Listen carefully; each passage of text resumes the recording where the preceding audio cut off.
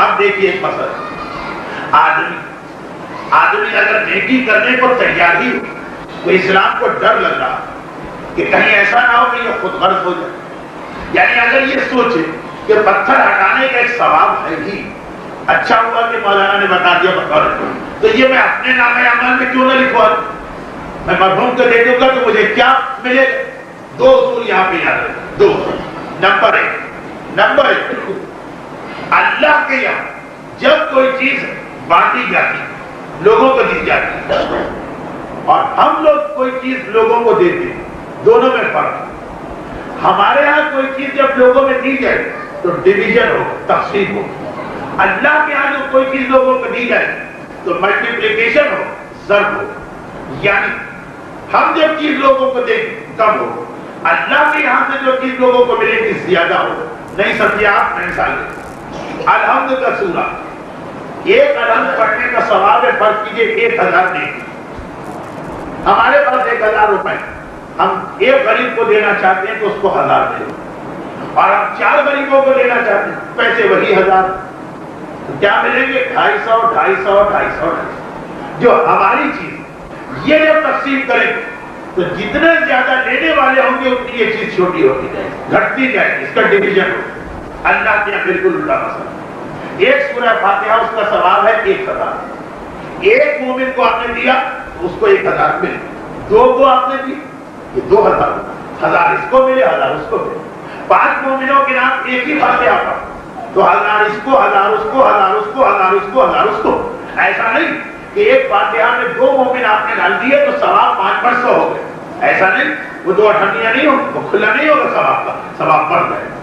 2 ہے اسی 1000 کا ثواب 2، 5 ہے اسی 1000 کا ثواب 5 ہو گئے. 1000 ہے، ہم 1000 روپے لیں گے، 1000 آدمیوں کو بانٹیں گے، جڑ جائے گا. خدا کے یہاں جائے گا 1000 ہے لینے والے، اس کا ثواب 1000 گنا ہوگا. تو ایک تو یہ چیز ذہن میں آ جائے، کیونکہ بہت سے لوگ گھبراہٹ کی وجہ سے یہ برداشت نہیں کرتے کہ ان کی ماں یا ان کے باپ یا ان کے دادا یا ان کی دادی یا ان کے بیٹے کے سورہ فاتحہ میں کوئی اور شریک ہو جائے، وہ ڈر جاتے ہیں کہ ایسا تو نہیں ہے کہ جو میں ثواب دلوا لوں آدھا آدھا ہو جائے. یہ ہمارے یہاں ہے ہماری چیز، اللہ کی جو چیز ہے وہ ہمیشہ ڈبل ہو جاتی ہے. اور اس کے کئی طریقے سے سمجھایا گیا. جب اس عیسائی پیغمبر امام پر اعتراض کیا کہ یہ جو آپ کے تصور کہ اللہ کے پاس جو نعمتیں اس کو جتنا بھی بڑھا اصل نعمت میں کمی نہیں آتی. بھائی تو میں نے کہا 1000 ثواب یہ آپ کو اپنی والدہ مرحومہ کو دینا. اب ہم نے اس میں 5 آدمی اور ڈال دی، دادا بھی آ گئے، دادی بھی آ گئی، نانا بھی آ گئے، نانی بھی آ گئے. تب ہم گھبرا کہ یہ 1000 جو ماں کا ثواب ہے یہ کم نہ ہو جائے. دیکھیے یہی اعتراض جڑ دیا. اس بہت مشہور بات ہے، 5ویں امام جب شام گئے تھے واپسی میں وہ جو ایک عیسائی راہب ٹکرا گیا کہا آپ لوگ تو یہ عقیدہ رکھتے. یعنی اتنی مشہور بات تھی ایک زمانے میں مسلمانوں کہ ایک عیسائی جس کو نہیں پتا کہ یہ کون، وہ ان کو عام مسلمان سمجھا. اس کی مثال دی امام نے کہا، اس کی مثال چراغ. یہ شمع، یہ موم بتی، یہ چراغ. ایک موم بتی ہے، اس سے 10 موم بتیاں روشن کرو، پہلے کے نور میں کوئی فرق نہیں پڑے گا، وہ اتنا ہی رہے گا جتنا شروع میں. 1000 موم بتیاں ایک پہلی موم بتی سے جلا، جب وہ ختم ہو جائے گا اس کا نور کمی آ جائے گی. جی نہیں امام، یہ مثال ہمارے سورہ فاتحہ کی. ایک سورہ فاتحہ میں کرانا ہے اپنے والد مرحوم کے، جس میں 25 نام ڈال دو، کیا کوئی کمی ہو جائے؟ جی.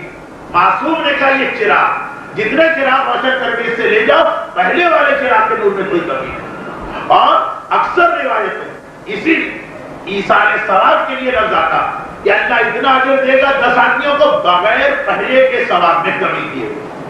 ایک جگہ امام نے مثال دی، ایک جگہ امام نے جملہ استعمال کیا. تو ایک اصول تو آپ یہ یاد رکھیں کہ ایصال ثواب چاہے مجلس ہو، کھانا ہو، فاتحہ ہو، اس کے اندر کمی نہیں آتی جتنے آدمی بڑھا. اسی بہترین طریقہ یہ کہ کسی ایک کے لیے کر رہے اس کا نام لیجیے، بالکل مومنین کہتے ہیں، ہر ایک کو ثواب مل گیا اور اس کا حق بھی ادا ہو گیا. ایک بات. اور دوسری بات جو میرا موضوع کہ اگر ہم کبھی کوئی نیکی کرنے جائیں تو یہ خیال دل میں نہ آ جائے کہ بھائی جب یہ نیکی مل ہی رہی ہے تو اپنے نام اعمال میں ثواب لکھ پاتے، کیوں ماں کو دے رہے، کیوں بھائی کو دے رہے. اچھا ماں اور باپ کو پھر بھی لوگ دے دیں گے، لیکن جو دور کے رشتے دار تو دوسرا اصول بتائے. دیکھیں کتنا بہترین اصول. معصوم نے کہا دیکھ اگر کوئی آدمی ایک نیک کام کرے اور اپنے لیے کرے، جو اللہ نے وعدہ کیا ہے وہ اس کو مل جائے گا. مثلا کہا کہ فلاں نیکی کرو تمہیں 70 حج کا ثواب ملے گا. آپ نے وہ کام کیا اپنے لیے کیا، آپ کو 70 حج ملے گا.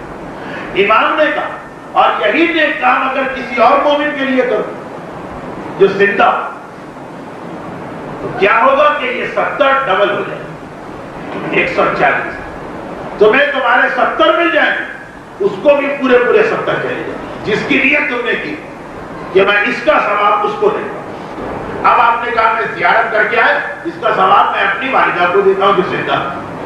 اب کیا یہ خیال نہ کہ بھائی میں 70 حج کا ثواب لے کے آئے، جو روایت ہے نا کربلا کی زیارت کا ثواب 70 حج کے برابر، تو 70 کا ثواب لے کے آگے اگر یہ میں نے دے دیا اپنے کسی رشتے دار تو میرے پاس کیا بچا؟ یہ بات نہیں، ایسا نہیں. جس طرح بھی آپ نے سنا ایک فاتحہ میں 10 نام ڈالے 10 گنا ہو جائے، اسی طرح سے زندہ آدمی نے زندہ آدمی کو ثواب پہنچایا، ڈبل ہو، اس کو پورا 70 کا ثواب ملے. تمہارا نامہ اعمال خالی نہیں، تمہیں اتنا ہی ثواب ملے اگر تم یہ خالی اپنے لیے کر دو. اور دیکھیے وہ وقت تو ہوا نا کہ جب اتنا ہی ثواب مل رہا ہے دوسرے کو پہنچا کر بھی، پھر بھی کہنا اس کو نہیں پہنچاؤں گا، میں تو خالی اپنے لیے ثواب لوں. یہ یا احمق ہو یا حاسد ہو، حسد کرنے والا جو یہ برداشت نہیں کر سکتا کہ نیکی میں نے کی ہے ثواب بولے. خطرناک ترین گناہ ہے حسد.